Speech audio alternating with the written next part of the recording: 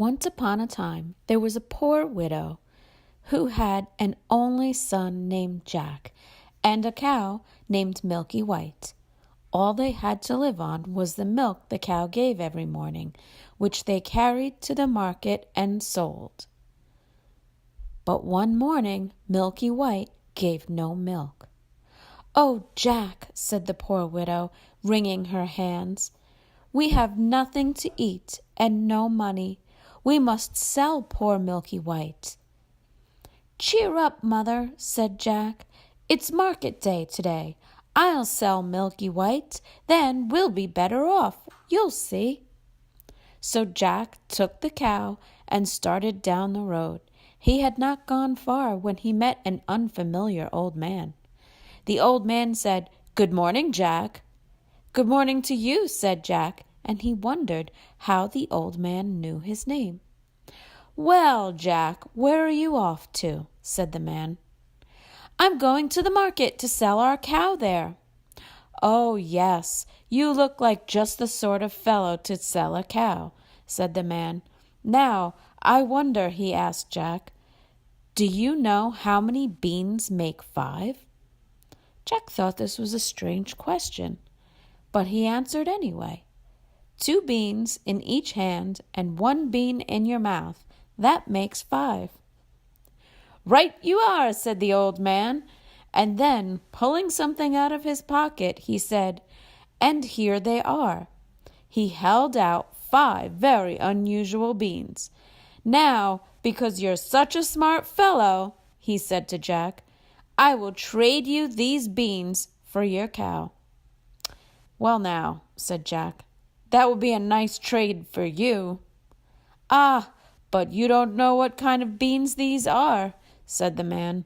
"If you plant them tonight, then by morning they will grow right up to the sky." "Really?" said Jack, who was beginning to get interested. "Yes," said the man, "and if it doesn't turn out to be true, then you can have your cow back." "All right, then," said Jack. He gave the man the cow, took the beans, and went home. "Jack, are you back already?" said his mother. "I see you've sold Milky White. How much did you get for her?"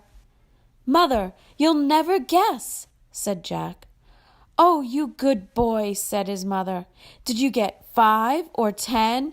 Maybe even, no, it can't be 20. "I told you that you couldn't guess," said Jack.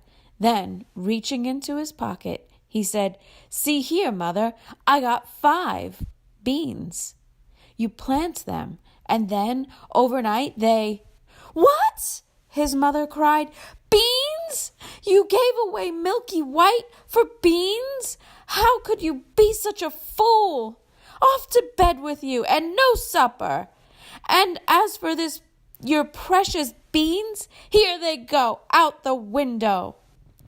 So Jack went to his little attic room without dinner, where he flopped down and fell asleep. When he woke up, the room looked funny. The sun was shining into part of it, but all the rest was dark and shady. He jumped up and went to the window, and what do you think he saw? Why, the beans his mother had thrown out the window landed in the garden, and overnight they had sprung up into an enormous beanstalk, which went up and up and up until it reached the sky. So the old man had been telling the truth. The beanstalk grew right up to Jack's window. All he had to do was step out onto it and then start climbing it like a ladder. So Jack climbed and he climbed and he climbed until at last he reached the sky. And then he got there. He saw a long, straight road. He followed the road until he came to a great, big, tall house. And on the doorstep there was a great, big, tall woman. "Good morning, ma'am," said Jack, quite politely. "Could you be so kind as to give me some breakfast?" "Oh, so you want breakfast," said the great big tall woman. "Well, you'll be breakfast if you don't get out of here. My husband is a fierce giant, and there is nothing he likes better than a nice cooked boy on buttered toast. You better get going, for he'll be coming soon." "Oh, please, ma'am," said Jack. "I haven't eaten since yesterday, really and truly." Well, the giant's wife wasn't so bad after all. She took Jack into the kitchen and gave him a chunk of bread and cheese and a jug of milk. But Jack hadn't half finished these when thump, thump, thump, the whole house began to tremble with the noise of someone coming. Someone big. "Goodness gracious, it's my husband," said the giant's wife. "What on earth shall I do? Quick, jump in here." And Jack jumped into the oven just as the giant came in. He was a big one, too, and he had 3 cows tied to his belt. He threw them down on the table and said rudely to his wife, "Here, wife, cook me a couple of these for breakfast. But wait, what's this I smell? Fee, fi, fo, fum. I smell the blood of an Englishman." "Now, dear," said his wife, "it's nothing but the leftover smell of that little boy you had for dinner yesterday. Go along and wash up, and by the time you come back, I'll have breakfast ready." So the giant went off, and Jack was about to jump out of the oven when the woman whispered, "Wait till he's asleep. He always takes a nap after breakfast." The giant gulped down his breakfast. Then he went to a giant chest and took out 2 big bags. He sat down, and from the bags he took out 2 piles of gold coins. He began counting them very slowly. 1, 2, 3, 4. Then his head began to nod, and soon he began to snore, so that the whole house shook. Jack crept out of the oven, tiptoed past the giant, grabbed one of the bags of gold, which he could barely lift, and ran lickety-split back down the beanstalk. He threw down the bag of gold, which fell kerplunk into his mother's garden. Then he climbed down until at last he had reached the ground. "Well, Mother," he said, "wasn't I right about the beans? They really are magic." For a while, Jack and his mother bought what they needed, and a little more with the bag of gold. But at last, the bag was empty. So Jack made up his mind to try his luck again at the top of the beanstalk. He climbed and he climbed and he climbed. Once again, sure enough, there was a great tall woman standing on the doorstep of her house. And once again, he asked her for something to eat. "Go away, boy," said the woman, "or else my husband will eat you up for breakfast."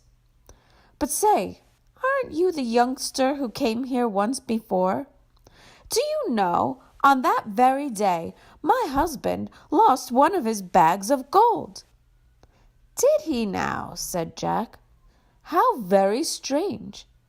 Maybe I could help you find it. But I'm so hungry that first I must have something to eat." So the great tall woman gave him something to eat, but he had hardly taken a bite when thump, thump, thump, they heard the giant's footsteps. Once again, the wife hid Jack in the oven. It all happened as it had before. In came the giant, bellowing, "Fee, fi, fo, fum." Then, after gulping down 3 broiled oxen for breakfast, the giant said, "Wife, bring me my hen and my golden harp." The wife brought them. The giant looked at the hen and barked, "Lay!" and the hen laid an egg, all of gold. Then the giant looked at the golden harp and said, "Sing!" And the harp sang beautifully, and it went on singing until the giant fell asleep and started snoring like thunder. Jack sneaked out of the oven and crept like a mouse on his hands and knees.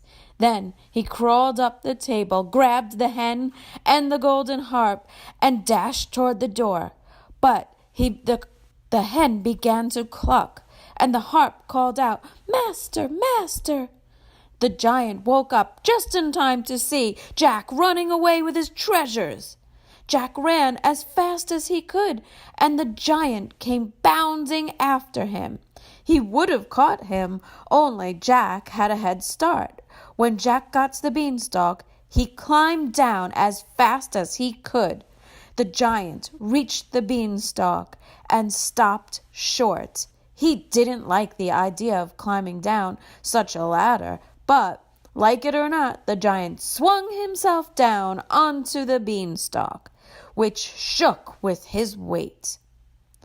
By this time, Jack had climbed down and reached home.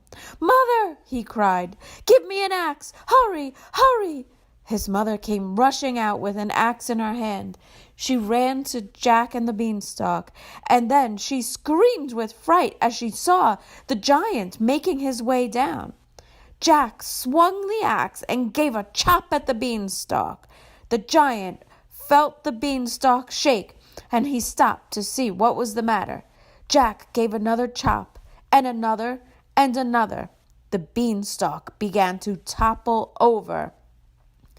Then the giant fell down and broke his crown, and the beanstalk came tumbling after.